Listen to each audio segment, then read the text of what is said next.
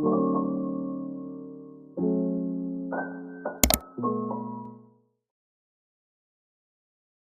guys, it's me Jocelyn. So today I'm going to be showing you a few AE inspired transitions on Alight Motion.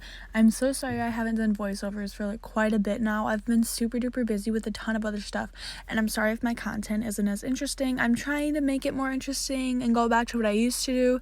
So yeah, let's just get started. So this first thing you're going to need to do is go ahead and duplicate your photo that you want on the bottom. Then go ahead and go to Add Effect, Other, Copy Background, and then just add that on.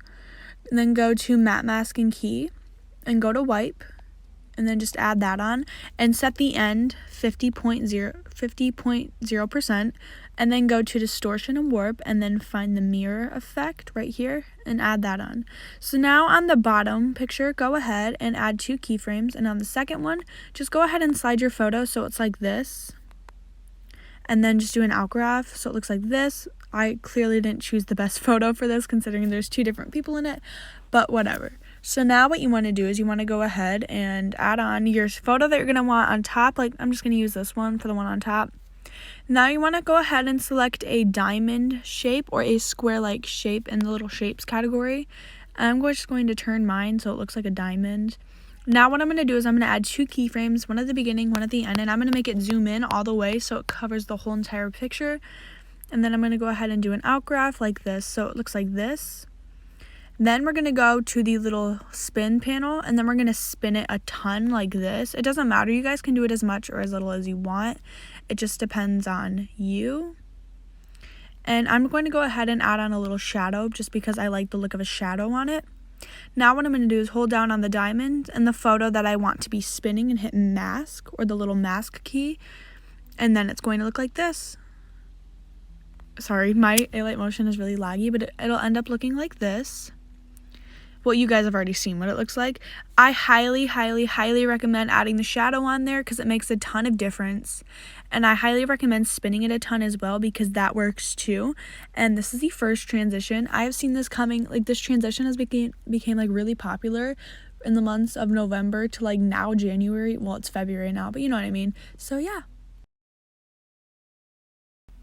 Okay, this next transition is going to be like, it's kind of like that transition that was popular last year, the middle square like tile rotate. It used to be called an AE inspired tile rotate, but now instead of it being a square, it is a hexagon.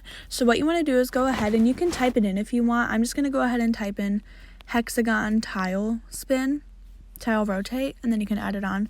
You can do whatever settings you want. I usually prefer for my size to be about 50.0 or 50.1, and then I'm just going to go ahead and copy my effect. Then I'm going to turn the rotation down to 0, and we're going to start it just like we would a regular tile. We're going to move it to 135 degrees, and then we're just going to do our in-graph like this. Now go into your second photo, and if you didn't paste the effect, go ahead and paste it, and then turn it to 270 degrees, that's what I always do, and then on the last keyframe, 360 degrees, and then I just do an outgraph.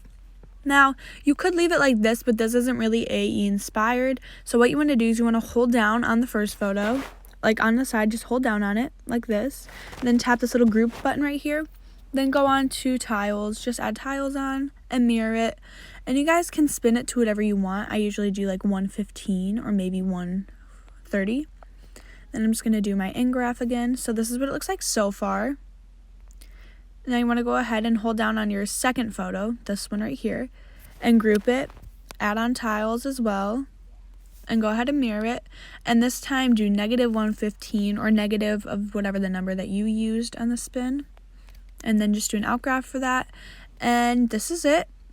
I'm going to go ahead and add on some spin blur because that's what I like, and I think it makes it look a ton better than it would like normally. So yeah.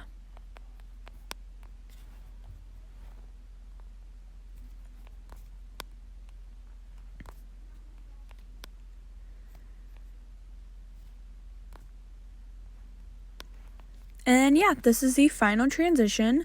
It is a hexagon center tile rotate. Okay, a hexagon center tile rotate, I think that's what I should call it. I've seen tons of AE editors use this. Unfortunately, I don't know how to get rid of these little black lines in there. I'm sure there's a way, but I personally don't know how to get rid of them. So if you don't like them, then obviously you don't have to do this transition. But yeah. Now, this last one is what I would call a flip up. So you're going to want to have your photos like this, and the photo you want to come up and flip, have that on the top. You can go ahead and zoom it out or whatever you want to do. I'm going to go ahead and add on a shadow to it because I just like the look of shadows on it. Then I'm going to go to move and transform, and then I'm just going to slide it up like this, like it's going to go down, and then I'm going to slide it up. So it looks like this, so it's just like coming up. You could obviously just do this, but that is not AE inspired whatsoever. That's just like a normal transition. So go to 3D, go to flip layer, and then go to axis. I'm going to go ahead and do it at 90 degrees because that's the angle I want it to flip up at. And then I'm going to go ahead and go to angle, and then I'm just going to turn it to 90 degrees or 100. I usually do 100. So it looked like this. You could obviously do more. I think I'm going to go ahead and do a little bit more just because I want it to be like an intense flip. So this is what it's going to go ahead and look like at the end. It's going to go up and flip a lot. Maybe I'm going to turn it down just a tiny bit. That might be a little too much of a flip for me.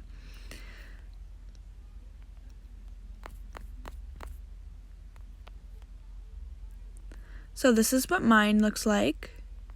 I might go ahead and I don't know how to explain it. I'm just going to go ahead and change the angle a lot just so it looks like it gives the illusion that it keeps flipping and flipping. So it's going to look like this. Like that. Okay, so I didn't get the lines that I did before, and I did the angle 343.0 with the 1x plus, and my axis was 90 degrees. So this is my flip slide up, I guess you could call it. Go ahead and add a motion blur for more of a like nice effect or look. I don't know how to explain it. But yeah, that's this transition. And yeah, that is it for today's video. If you guys enjoyed it, please give it a thumbs up and subscribe if it helped you out, and comment down below any tutorial requests you guys may have.